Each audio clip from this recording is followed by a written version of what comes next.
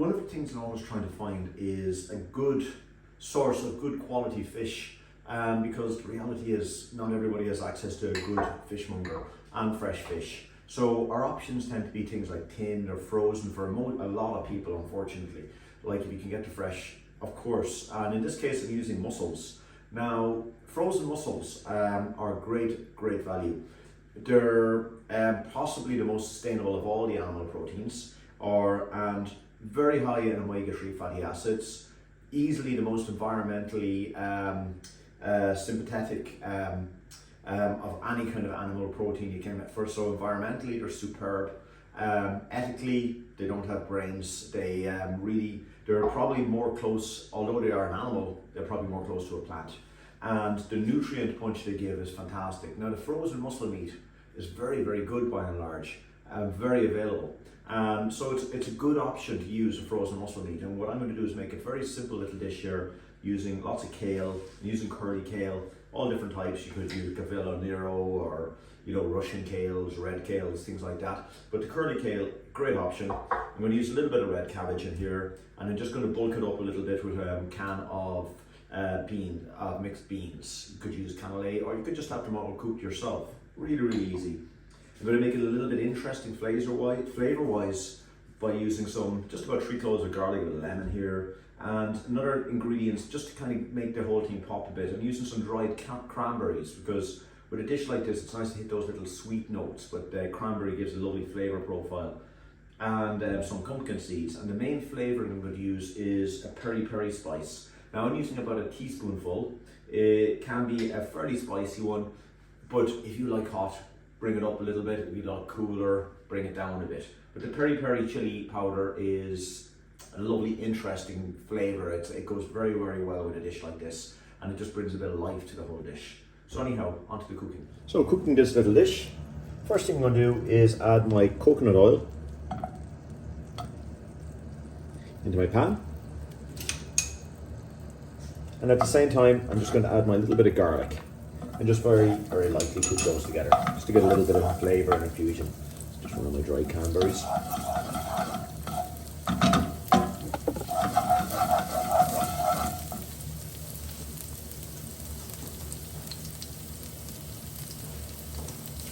Now this won't take long at all, just to get it infuse that flavour, just a little bit. Next up, I'm going to add my peri spice. That's just a ground chili paste or powder. But again, just be wary of just to get any kind of rawness out of it. So you don't need a lot of heat here. I'm just let it cook on just a little bit. Now with my kale, what I've done with my kale is I've just removed the centre stalk and very roughly chopped it. And likewise, I just shredded up my red cabbage. And I'm going to put all of those, the kale and the cabbage in at the same time now. Along with about a 1/4 cup of water. Just a little bit. Just to get a little bit of steam in there and flavour. And you can just put a pinch of salt in there as well. Interesting salt-wise, you could also use one of the potassium salts here as well. Something I must actually start experimenting with myself, because again, overuse of salt we have to be a little bit conscious of as well, because it can spike up blood pressure, which is quite inflammatory. But potassium salts kind of do the opposite to that in many ways.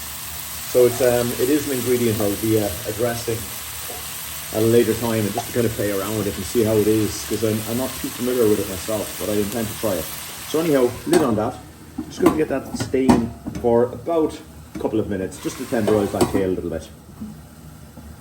So having just allowed that to steam for about 2 minutes there, put the lid on, nice high temperature with that little bit of water. You can say you're getting this beautiful vibrant colour in the red cabbage as well.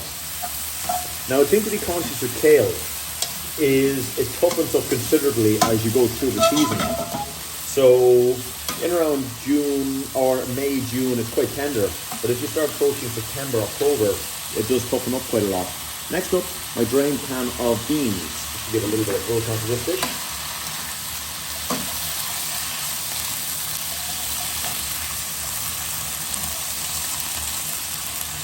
I'm just going to pop that lid back on. Oh, actually, I'll pop my mussels in here. Now, these are frozen mussels I thawed out. and you could just as easily use the fresh mussels. I just wanted to experiment with ingredients that everybody has access to. It's all very well for me to use the best mussels I can get, but if a lot of people can't get them, I'm not really doing a good job at showing how to cook. So I'm just going to lid on that, good high heat, until everything starts to heat up through. So after about another 2 minutes there, as you can see, everything is just nice warm enough there. Getting very interesting looking. Next up, I'm going to add my dry cranberries and my pumpkin seeds. Again, what I find with this dish is those little dried cranberries and the pumpkin seeds are going to give a more nutty kind of and a bit more texture to the dish, so it's not all too soft. And the cranberries, again, there's little pockets of sweetness and they have a lovely depth of flavour as well to them. Also at this point, I'm going to put about 30-40 ml of a good olive oil in, and then a little bit of black pepper.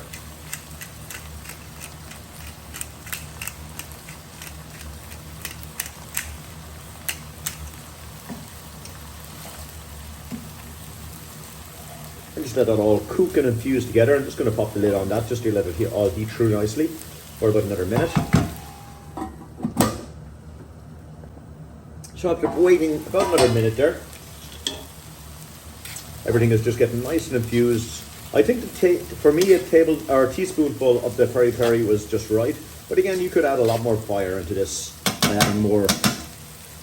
Again, use your own judgment. And then finally I've kept back of the lemon, just 2 wedges just for garnish, and I'm going to use the rest, just the juice of the lemon, and that's just going to give that nice citrusy vibrancy into the whole dish.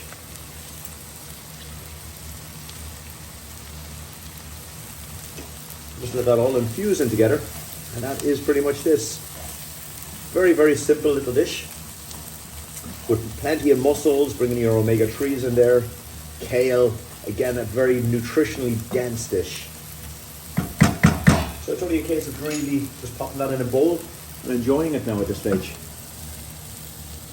And it's a good use because they are a good ingredient, those frozen mussels, and they're a great way of getting a very good quality omega-3, marine omega-3, which is actually quite a bit better than any of the ones that are formed on land-based, like linseed, which is alpha-linolic acid, which then converts into the kind of more marine-based ones. So anyway, there's that little dish there, all ready for eating. And to serve this one, all we need to do is just simply get a good little appropriate bowl and just heap it in. Plenty of the kale. And then plenty of the beans and mussels on top there as well around.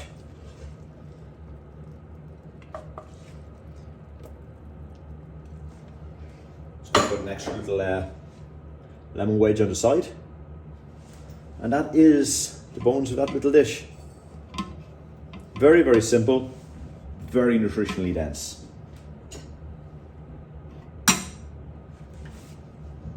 I hope you enjoyed this one.